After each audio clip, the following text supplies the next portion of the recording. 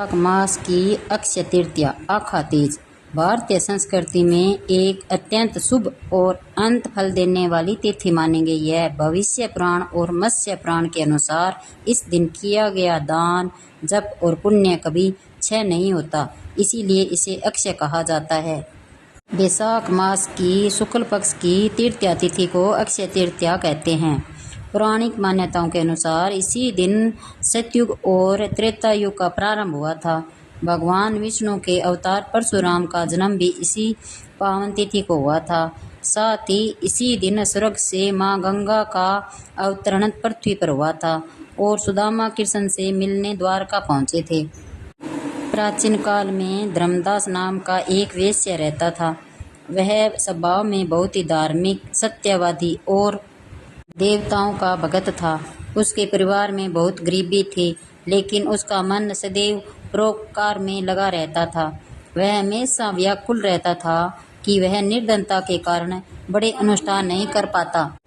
एक बार उसने किसी विद्वान ब्राह्मण के मुख से अक्षय तृतीया के व्रत का महत्व सुना। ब्राह्मण ने बताया, जो मनुष्य इस दिन गंगा स्नान करके विधि विधान से दान पुण्य करता है, वह समस्त पापों से मुक्त होकर अक्षय पद प्राप्त करता है। इस दिन किया गया एक दाना अनाज भी भविष्य में स्वर्ग के समान फल देता है। धर्मदास ने अक्षय तृतीया के दिन व्रत करने का निश्चय किया। उस दिन वह प्रातः काल उठा, गंगा स्नान किया और अपने घर की समस्त वस्तुओं में से ही दान देने की तैयारी की। उसकी पत्नी ने उसे टोका कि घर में पहले से ही अन्न की कमी है, यदि तुम दान दोगे तो बच्चे भूखे सोएंगे। परंतु धर्मदास ने अपनी श्रद्धा नहीं छोड़ी। उसने सामर्थ्य अनुसार सत्तू, घड़ा जल से भरा हुआ पंखा, छाता, जौ का दाना ब्राह्मणों को दान किया। उसने पूरे दिन उपवास रखा और भगवान विष्णु की पूजा की। समय बीतने के बाद धर्मदास की मृत्यु हुई। अक्षय तृतीया के व्रत के प्रभाव से उसका अगला जन्म कुशावती नगरी के राजा के रूप में हुआ। वह इतना प्रतापी और वैभवशाली राजा बना कि उसने राज्य में कभी किसी चीज की कमी नहीं हुई। उसके पास अक्षय भंडार थे। आश्चर्य की बात यह थी कि राजा बनने के बाद भी धर्मदास के मन में कभी अहंकार नहीं आया। वह जानता था कि यह सब पिछले जन्म में अक्षय तृतीया के दिन किए गए एक छोटे से दान का फल है।